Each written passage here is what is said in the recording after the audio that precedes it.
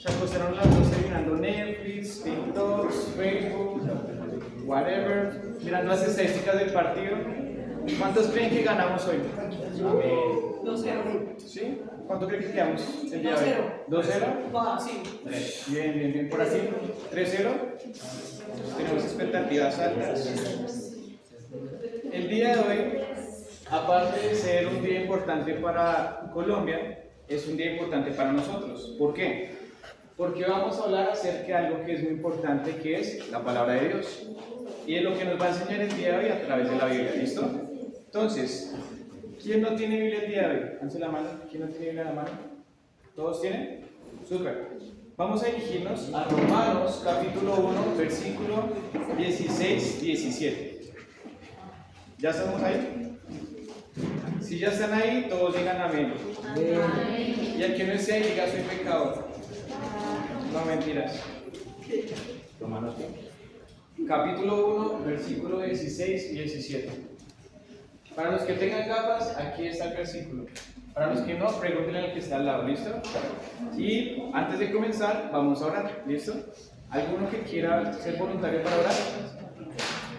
Súper. Ora por la enseñanza y que sea Dios hablando a través de su palabra, ¿listo? Gracias. Oramos. Amado Señor, te agradecemos por un día más de día que nos has dado cada uno, Señor, que nos has permitido llegar también a la iglesia, Señor, porque nos has permitido venir a aprendernos sobre ti, Señor, porque, Señor, tengamos atención, Señor, podamos entender lo que tú nos quieres explicar por medio de ella, Señor, porque podamos aplicarla, Señor, y podamos entender lo que tú nos quieres decir, Señor. Te damos gracias por cada uno de los jóvenes que estamos aquí, te damos gracias por el equipo de trabajo, Señor, también te damos gracias porque nos permites hoy estudiar tu palabra y, Señor, te pedimos que nos iluminándonos y que podamos entender lo que tú quieres decir. En nombre de tu Hijo, amén. Amén. Listo. Entonces, alguien que desde este momento me lleve el tiempo y cuando yo ya esté próximo a ya acabar, me hagan así. ¿Listo? Se los agradezco. Listo. ¿Cuántos de ustedes ya han leído Romanos en sus casas? Nunca, tal vez, uno que otro versículo. ¿Todo Romanos? ¿Sí? ¿No? Listo. ¿Me pueden? Listo. Resulta que parte del libro de Romanos vamos a enfocarnos hoy en un versículo en específico, que se llama Romanos capítulo 1, 16 al 17. Así que todos pónganse de pie para los que están así como todos medio dormidos y vamos a leer todos juntos, ¿listo? ¿Y las unos se notan? Don't worry, porque la Biblia lo vamos a tener, ¿listo? Entonces, capítulo 1, versículo 16 y 17. Lo vamos a leer todos al mismo tiempo, ¿listo? 1, 2, 3. Porque no me avergüenzo del Evangelio, porque es poder de Dios para salvación a todo aquel que cree, al judío primeramente y también al griego, porque el Evangelio, la justicia de Dios se revela por fe y para fe, como está escrito, mas el justo por la fe vivirá. Listo, ya pueden tomar asiento, chicos. Vamos a la siguiente. Resulta que el libro de Romanos tiene algo muy interesante, y es que es escrito por un personaje que todos ya hemos escuchado. ¿Cuál personaje creen que es? ¿Quién? ¿Pedro? No escuché. ¿Pablo?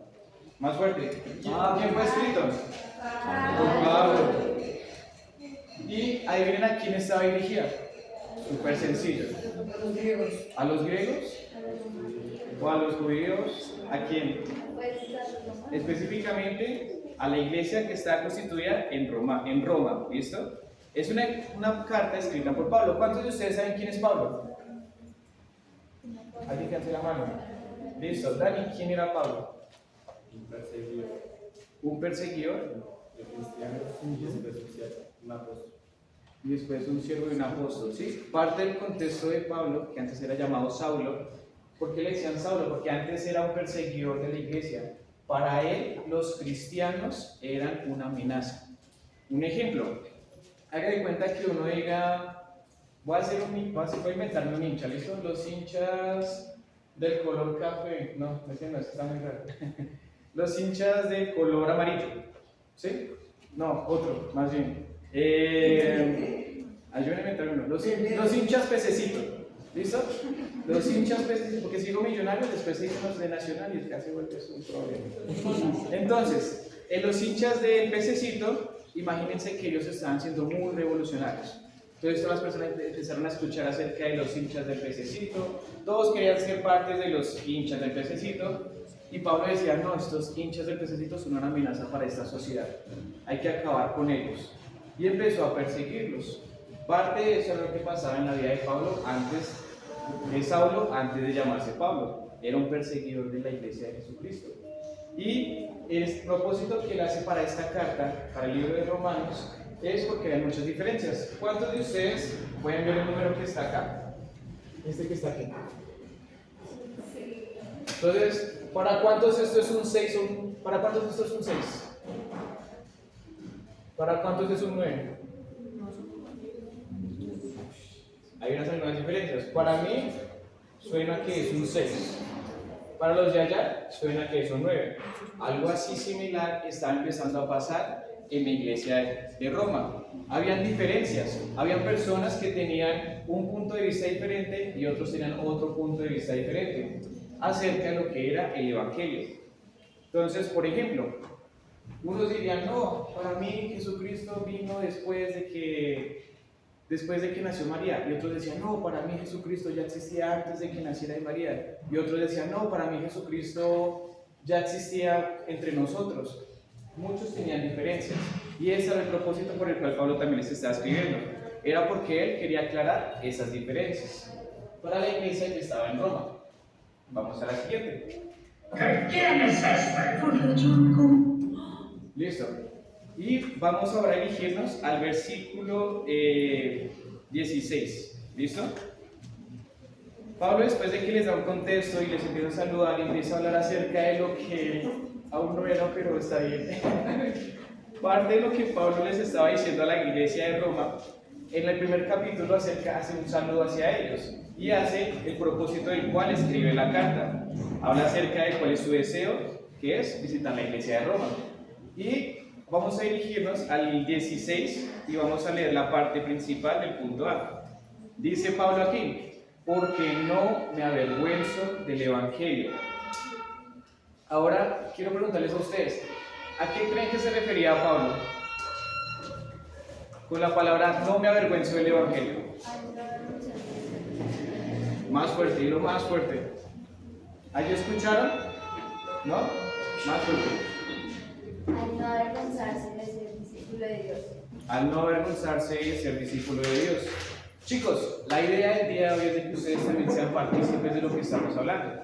Si yo les digo, hey, Roel, dime para ti qué es el significado de dinastía, y Roel dice, según ChatGPT, dice que es esto.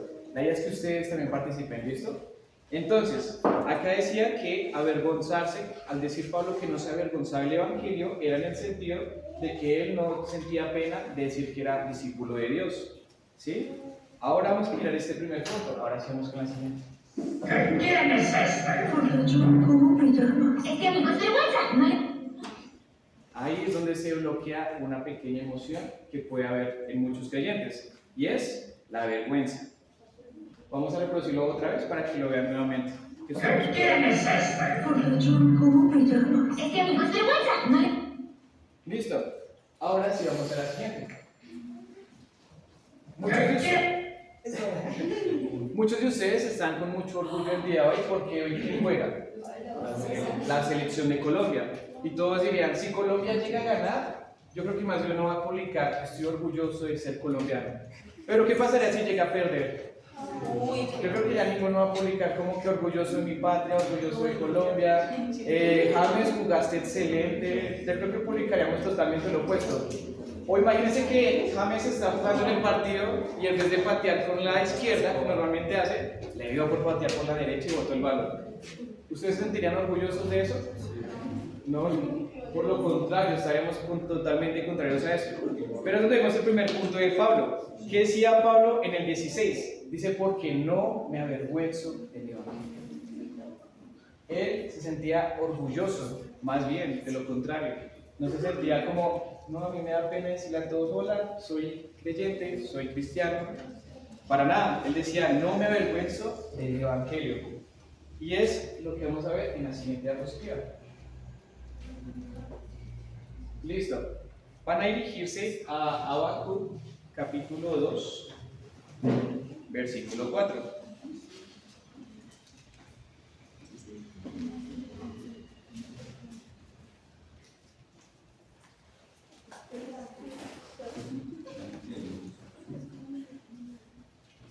¿Listo? ¿Ya estamos todos ahí? ¿Amén? Nuevamente.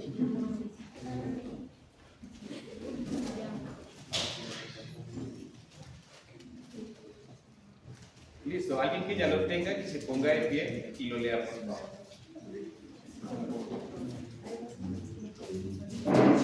Habacuc está en el Antiguo Testamento. He aquí que cuya alma no es recta se enorgullece, mas el justo por fe vivirá. Listo. Gracias por ese. ¿Ya todos lo tienen allá también? ¿Sí? Allá atrás. ¿Ya lo tienes? ¿Sí? ¿También? Listo. Nuevamente léelo, ya que ya todos estamos ahí. He aquí que aquel cuya alma no es recta se enorgullece, mas el justo por su fe vivirá. Hay un punto clave ahí. ¿Cuál creen que es la palabra clave de ese versículo? Enorgullece, sí, justo y fe. ¿Qué es enorgullecerse? ¿Se han visto que cuando ustedes pasan el año, ¿qué les dicen sus papás?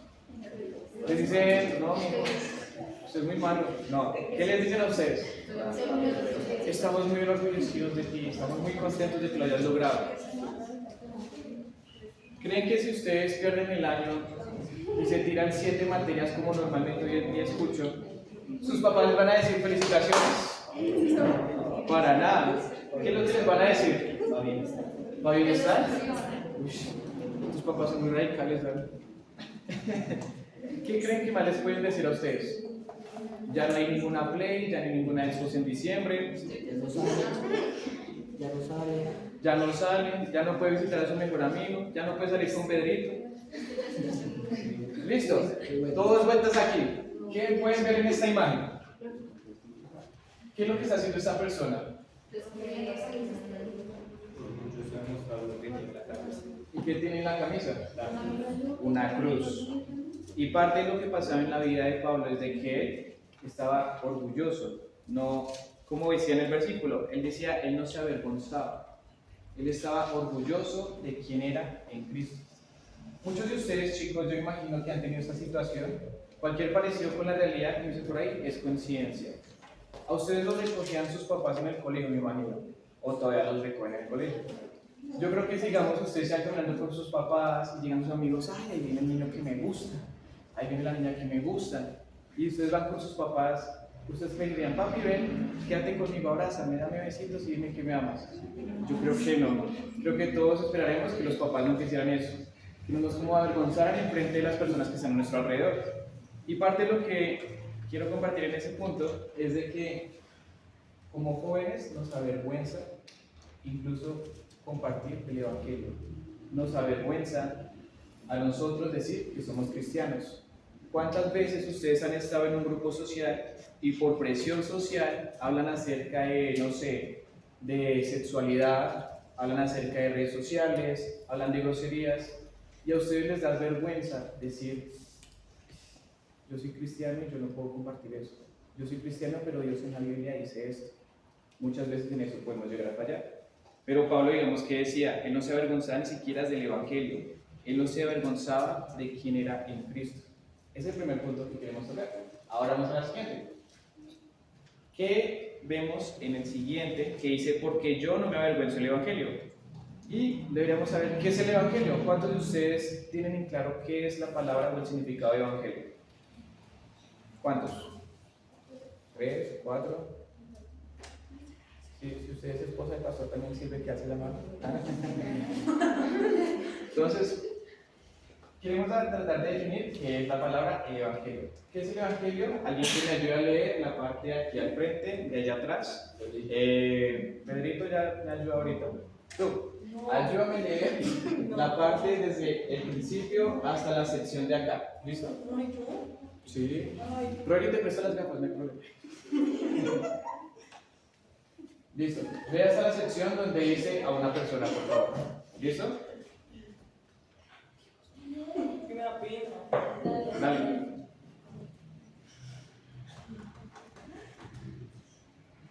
Etimológicamente se entiende como buenas noticias. El Evangelio es buena noticia que el poder de Dios perfecciona a una persona. Listo. Entonces, en pocas palabras, ¿qué significa evangelio? Acá lo tienen. ¿Qué es? Buenas noticias. Es como cuando yo les diría a ustedes, buenas noticias muchachos, no pudimos ver el partido, pero ganó Colombia. ¿Es que sería una buena o mala noticia? Mala. Mala que perdió. Pero digo que ganó. Si yo digo que ganó, ¿sería una buena o mala noticia? Buena noticia. ¿Por qué dijeron que mala noticia? Bueno, mala porque no lo vemos, pero la tenemos grabada. Entonces, cuando recuerdan la palabra, ¿qué significa evangelio? Es una buena noticia, ¿sí? Ahora, vamos con la parte de la sección B. Rory, ¿me puedes ayudar a leer este punto de acá y el punto de acá, por favor? El Evangelio, en una palabra, es Jesús. El antiguo creador de la iglesia era Jesús el Señor. Vamos ahora a 1 Corintios 12:3. Corintios está después de Romanos. Para los que estaban buscando en Génesis. 2:3.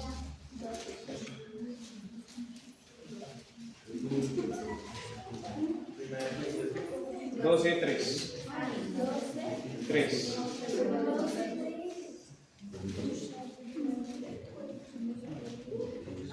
¿Listo? Pedrito, ¿puedes ayudarme a leerlo, por favor? Sí, eres el único Pedrito. Dice, ahora bien, hay diversidad. No. Ah, 1 Corintios 12, dale, 3. por tanto, os hago saber que nadie que hable por el Espíritu de Dios llama anatema a Jesús. Nadie puede llamar a Jesús Señor sino por el Espíritu Santo. Parte de lo que les quiero compartir aquí es de que el Evangelio son las buenas nuevas. ¿Y cuáles son las buenas nuevas?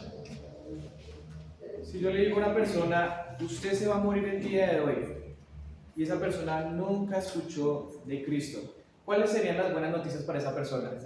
Aparte de que se va a morir. Las buenas nuevas, de que alguien vino y murió por él en la cruz. ¿Cuál sería una buena noticia para esa persona? De que si muere, ¿a dónde va a ir? Al cielo. ¿Pero por medio de quién? De Cristo. Listo. El Evangelio, en una oración en pocas palabras, es: Dios estaba en Cristo reconciliando consigo al mundo. En 2 Corintios 5:19. Vamos ahora a 2 Corintios 5:19.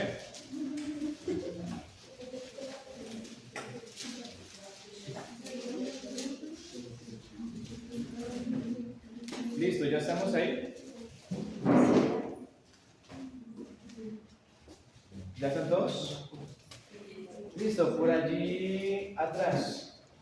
Dice, ¿ya lo encontraste? Que Dios estaba en Cristo reconciliándose consigo al mundo, no tomándoles en cuenta a los hombres sus pecados, y nos encargó a nosotros la palabra de la reconciliación. Gracias, Liz. ¿Qué decía el 19? Lo leo nuevamente. Que Dios estaba en Cristo reconciliando consigo al mundo, no tomándoles en cuenta a los hombres sus pecados, y nos encargó a nosotros la palabra de reconciliación. Las buenas nuevas que tenemos hoy en día es de que Cristo es el único con el cual podemos volver a tener esa reconciliación con el Padre. ¿Por qué? El hombre, como bien sabemos, nace con un estado. ¿Y qué estado es? Pecaminoso. Y por medio del pecado, ¿a dónde creen que está condenado? Como muchos ya hemos escuchado. ¿A dónde? No los escucha a todos. ¿A dónde? Al infierno. Pero tenemos una reconciliación a través de ¿quién? De Jesucristo. ¿Por qué? Porque nosotros nacemos por una muerte espiritual. Y esa es la reconciliación que Dios está buscando con cada uno de ustedes. Una reconciliación en que ustedes puedan tener una comunión con Dios a través del Espíritu Santo y a través de su Espíritu, porque somos reconciliados a través de Cristo. ¿Listo? Porque nacemos muertos espiritualmente. ¿Listo? Vamos con la siguiente. Y es la pregunta. Vamos a dirigirnos otra vez a Romanos capítulo 1, donde estamos anteriormente.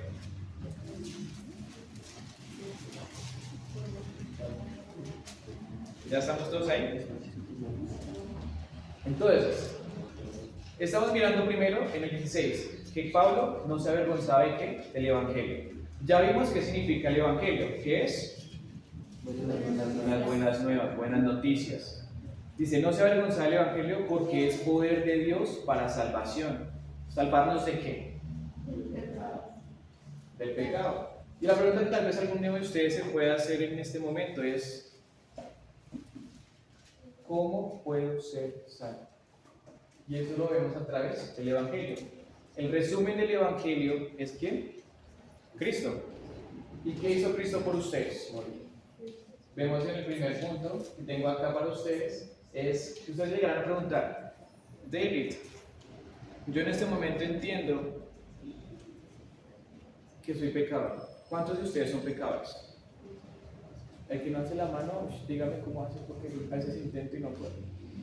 Yo también soy pecador. Y por ser pecador, estoy separado de Dios. Y la pregunta que ustedes se pueden hacer es, ¿cómo puedo yo llegar a ser salvo? Y aquí tenemos unos puntos claves que les pueden servir a ustedes. Perdón, me muevo por este lado. ¿Sí lo alcanzan a ver en este punto? Más o menos. Listo, el primer punto, para poder nosotros ser salvos, lo hacemos a través de ¿qué? Del oír. Alguien que se dirija a Romanos capítulo 10, del 13 al 17. Romanos está ahí al lado. 13 capítulos, 10 capítulos más adelante. ¿Listo? Listo, ¿quién ya está ahí? Para que se ponga bien. Léelo con voz alta. Porque todo aquel que invocar el nombre del Señor será salvo.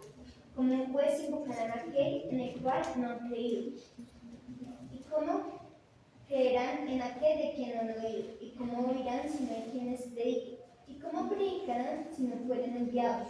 Como está escrito, cuán hermosos son los pies de los que anuncian la paz, de los que anuncian buenas nuevas. Más, ¿Hasta el 17? Sí. Sí. mas no todos obedecieron el Evangelio, pues Isaías dice, Señor, ¿quién ha creído a nuestro anuncio? Así que la fe es por el oír y el oír por la palabra de Dios. Entonces, si ustedes dicen, David, yo nunca he escuchado acerca de la palabra de Dios, en este momento lo están haciendo. Ya estamos escuchando acerca de lo que es el Evangelio. Ahora vamos al siguiente punto, que es creer. ¿Alguien que me ayude a leer Juan, capítulo 2, del 30 al 31?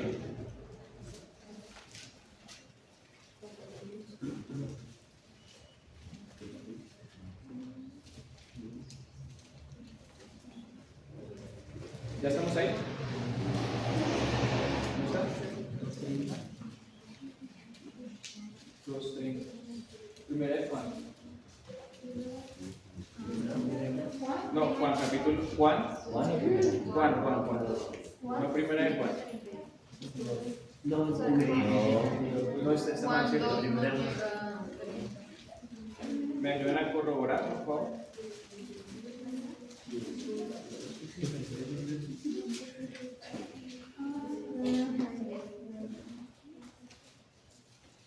Sí, es Juan. Juan. Será Pero Juan el 30, 18, el que no cree no es condenado, Sí. pero el que no cree ya ha sido condenado. Listo, Dani, ¿me lo puedes ayudar a leer en voz alta? Juan 3:18, el que en él cree no es condenado, pero el que no cree ya ha sido condenado porque no cree en el nombre del unigénito Hijo de Dios. Listo, vimos el primer punto. Les pido disculpas tal vez por el versículo. El primer punto que hablábamos era el oír, ¿cierto? Segundo punto, creer. Para ustedes poder tener una relación con Dios y ser salvos, ¿qué necesitamos? Primero, oír. Luego, creer. Ahora vamos al siguiente punto, arrepentirse. Vamos a Lucas 13.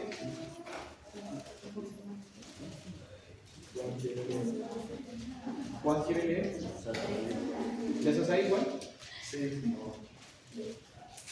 Gracias, Dani. Listo. Juan, Lucas, capítulo 13, del 3 al 5, ¿listo?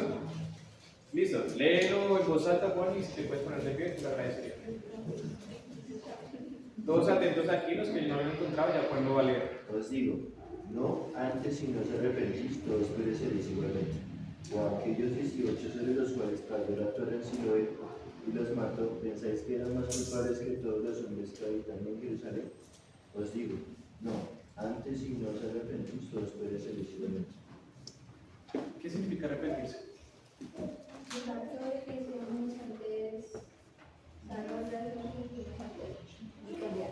Y cambiar, hacer un cambio. Si ustedes, digamos, llegaran a ver 50.000 pesos y saben que es de una persona y los cogen, los guardan en el bolsillo, y digamos que ustedes los llegan a observar y dicen, hey, tú fuiste el que cogió los 50.000 pesos. Y tú dices, no, no lo vuelvo a hacer, no lo vuelvo a hacer, no me llega la policía, por favor. Listo, dicen, está bien, no lo vuelvas a hacer. Pero luego vas caminando y ves que a una hermana en la iglesia se le caen 20.000 pesos en pleno culto. No sé, los iba a sacar y los iba a dar en la ofrenda, pero se le cayeron. Y ustedes hacen, ¿hubo un arrepentimiento real? No. Ustedes dijeron que no lo iban a volver a hacer, pero ¿qué está haciendo? Robando otra vez. Parte del arrepentirse es pedirle perdón al Señor por todo lo que ustedes ya han hecho. Ustedes en sus corazones saben lo que han hecho mal ante los ojos de Dios. Y vamos con el siguiente punto, que es confesar. Pueden ir si quieren a Romanos 10 del 9 al 10 o a Mateo 10 del 32. Vamos si quieren a Mateo 10, 32.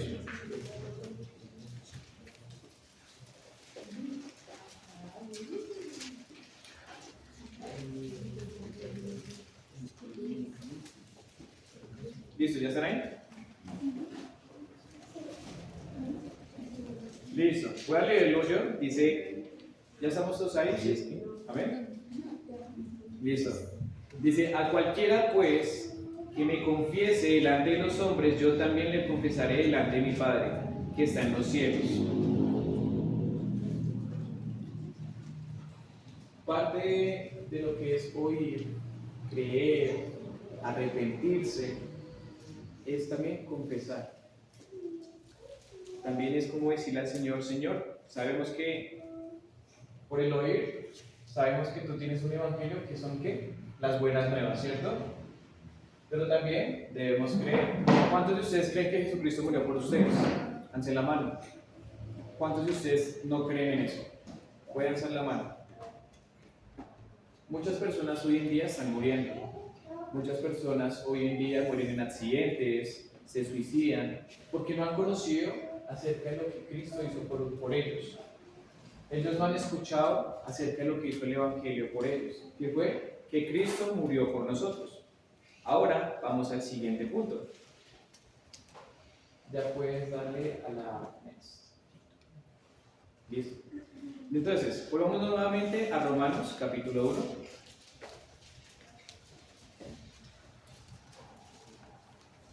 Y decía, entonces vimos que Pablo primeramente no se avergonzaba de qué, del Evangelio, porque el Evangelio son las buenas nuevas. Pero vemos una parte donde él dice, es poder de Dios. ¿Qué significa poder de Dios? O más bien, tratemos de simplificar la palabra. ¿Qué significa poder? Es una autoridad. ¿Qué más? Es una capacidad sobrenatural que no cualquiera tiene. ¿A cuánto les gustan las películas de Marvel? A mí me encantan. O las películas de superhéroes. Yo creo que a varios les gustan. ¿Cuántos quisieran tener algún superpoder? A mí me encantaría volar para no tener que aguantarme el trancón hasta el trabajo.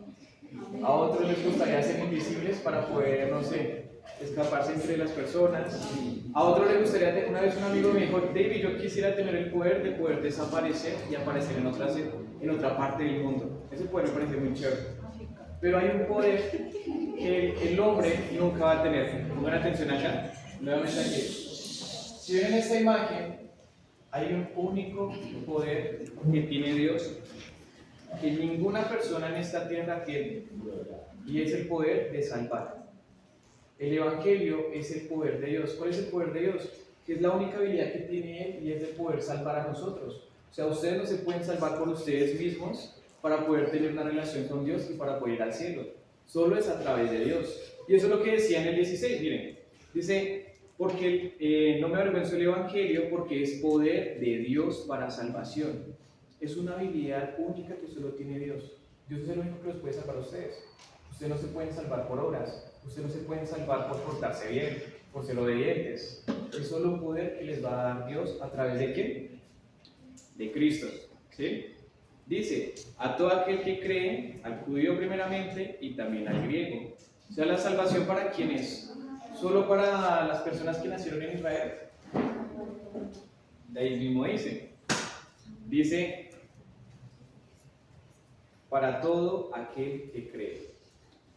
¿Creen que la palabra todo se refiere solo a una cierta cantidad de personas?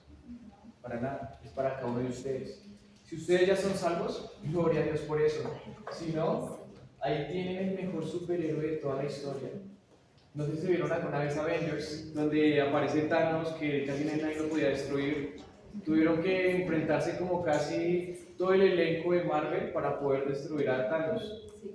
Cristo no hubiera necesitado ningún elenco, porque Cristo tiene el mayor poder que es sobre la vida y la muerte. Y Él murió por cada uno de ustedes, ¿listo? Chicos, atención acá. Vamos nuevamente a donde dice, el judío primeramente y también al griego. Pero entonces, como vemos, Cristo vino para morir por ustedes. Y el poder de Dios es para todos ustedes. El poder de poder salvarlos a ustedes, ¿listo? Porque dice acá, justificación, el pecador creyente es declarado justo ante Dios Santo en el cielo. ¿Qué es lo que vamos a ver ese punto? En el versículo 17. Entonces, ya vimos, parte de eso, vamos a la siguiente versículo ahora. En el 17, ¿listo? Dice, porque en el Evangelio la justicia se revela por fe y para fe. Como está escrito, mas el justo por fe vivirá. Y venimos a preguntarnos nosotros, ¿qué será fe? Muchas personas hoy en día dicen ese típico dicho, tenga fe que las cosas le van a salir bien. Tenga fe que todo va a estar bien. Pero ¿fe en qué? Y ahí vamos a definir qué es el significado de fe. Dice, ¿puedes ayudarme a leer, sabes? La atención de acá, por favor. No la que sea el significado de fe, sino ahí, todo el versículo de esa parte. Consideremos lo que significa la fe. La palabra fe, pistis, significa un compromiso con alguien, una confianza en alguien, una dependencia en alguien. Entonces, cuando las personas nos dicen hoy en día, tenga fe, ¿será que se referirán, tenga confianza en usted o tenga confianza en quién? ¿En quién creen que deberíamos tener confianza? Si el significado de fe es tener confianza en qué? En Dios. También dice una dependencia. De nosotros ¿a quién tenemos que tener dependencia? ¿A Cristo? O digamos, si yo voy en mi vida y digo, no, es que yo dependo de mis padres. Si mis padres no están en mi vida y si llegaran a morir en este momento, mi vida se acaba por completo. ¿Creen que yo podría estar solo y no depender de nadie más? ¿No? Porque hay alguien de quien yo llego a depender, y es Cristo, a través de la fe. Vamos con el siguiente punto. Aquí. No, sí, listo, entonces dice, porque en el Evangelio la justicia de Dios se revela por fe y para fe. Entonces, veamos que el Evangelio es el poder de Dios, vemos que es una cualidad de Dios y que se revela por medio de la fe. Parte del punto que vamos a ver en Efesios 2, 8, 9, un versículo que muchas personas ya se saben de memoria, pero que pocas personas realmente reconocen qué significa. ¿Listo? Entonces dirijámonos a Efesios 2, 8, 9. ¿Ya estamos todos ahí?